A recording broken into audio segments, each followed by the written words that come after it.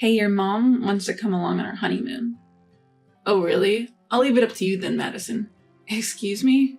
We finally managed to plan our honeymoon amid all the chaos, and now my mother-in-law wants to tag along, and my husband is just dumping the whole situation on me? So you're really okay with me handling this?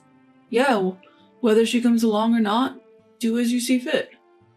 Well, if that's how he wants to play it, I have my own ideas too. Let's see, I'll make sure we have the best honeymoon ever. My name is Madison, and I'm 29 years old. Half a year ago, I married a man who works at the same company as me. He's 8 years my senior. His name is Zach. He's quite popular within our company. He's good-looking, tall, and slim. He's also proficient at his work and is highly trusted by his juniors and superiors. During his single days, he was popular among female colleagues, and I was one of them who admired him. Somehow, I managed to beat out the stiff competition, and we eventually got married. However, since we got married, I feel like I've been constantly let down by him. Madison, could you iron this? But I'm cleaning right now. Yeah, so once you're done, please do it before I leave the house. He's completely useless when it comes to cooking and laundry. Despite both of us working, all the household chores fall onto me. Apparently, he used to rely on his mother for everything apart from work, and even his outfits, which I always thought were stylish, were all coordinated by his mom. Because of his carelessness and indecisive nature, there were problems when we were getting married. Around 3 years into our relationship, I grew tired of his reluctance to bring up marriage, so I casually broached the subject. Hey Zach, have you thought about marriage? Then he made a troubled expression and groaned, I guess it's about time. My mom also said, shouldn't you settle down and let her get married? Your mother said? I was genuinely surprised. Can't he do anything without his mother's advice? There were times when I seriously wondered if it would be better to break up with such a man. But seeing his gentle side and how he worked at the company, I just couldn't come to dislike him. My mother-in-law is not a bad person. To put it nicely, she's friendly. To put it badly, she lacks delicacy. She tends to impose her preferences and wishes onto others. I didn't hate my mother-in-law, but there were parts of her I struggled with. My husband doesn't defend me when his mother says something. He doesn't really listen. The lazy and indecisive Zach didn't cooperate much with the preparations for the wedding, leaving everything to me. I think it would be nice to decorate this place with these flowers. What do you think? Isn't it fine? I'm okay with anything. Madison, you decide. Hey, this is our wedding, right? Let's think about it together. Zach lazily muttered, really, anything's fine. It wasn't just the ceremony. Even planning our honeymoon was the same. It all started with Zach's statement, I don't like tours. It's our honeymoon. I want to go on a trip where we can freely go to places we want to visit. But it's both of our first times abroad, right? I think it would be more reassuring to go on a tour. On a tour, the places to visit are predetermined, and we have to stick to the schedule.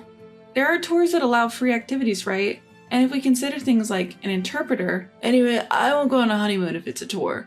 Please come up with a plan that I can agree with. And with that, he left everything to me. Between the wedding ceremony arrangements and honeymoon plans, managing all of this alone and between work is simply impossible. Eventually, we decided to go on our honeymoon a few months later on our first wedding anniversary. The destination? The long-desired 10-day trip to Hawaii. As I researched various tourist spots, my anticipation for the trip slowly grew. This was the only time my husband enthusiastically voiced his request, saying things like, I want to go here, and I want to eat this. One day, with the honeymoon only 2 months away, a problem arose. Madison, you're going to Hawaii for your honeymoon, right?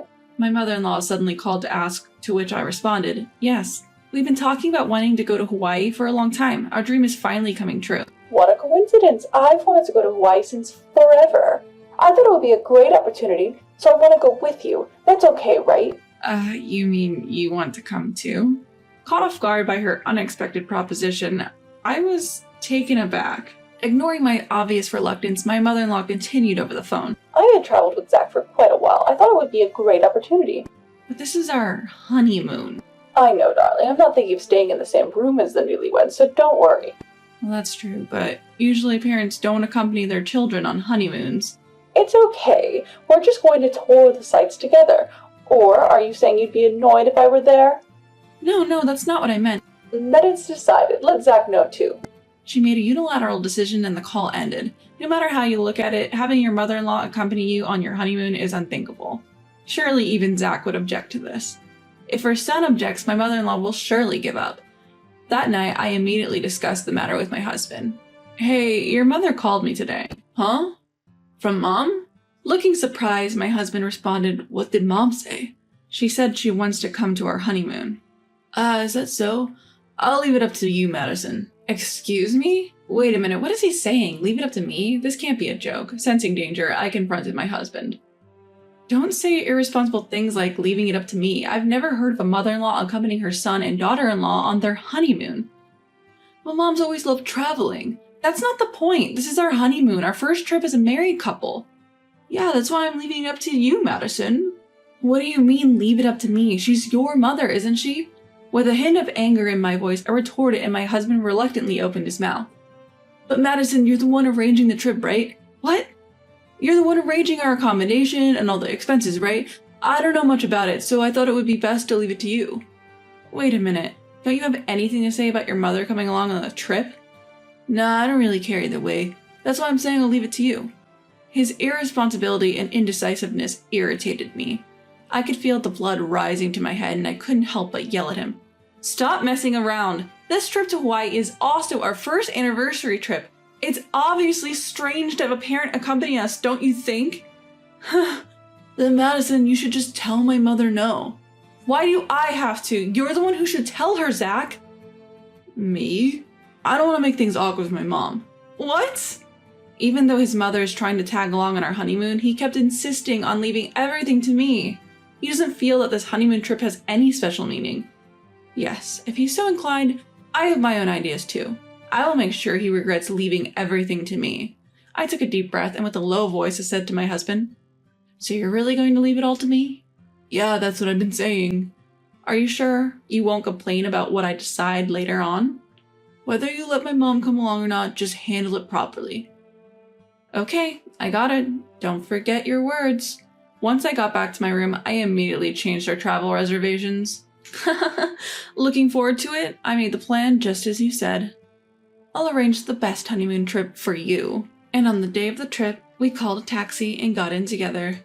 On the way, we picked up my mother-in-law and headed straight for the airport. During the ride, my husband and mother-in-law were happily chatting about the trip, not knowing about all the trouble I've gone through. When we arrived at the airport, I handed my husband a bag before checking in. Here, this bag contains our plane tickets and passports. Then my husband looked dissatisfied, looked at me, and grumbled, I have to carry this? Yes, we're about to go on a trip, right? It's important, so don't lose it. Why don't you carry it, Madison? It's no use if I carry it. After all, I'm not going. Huh?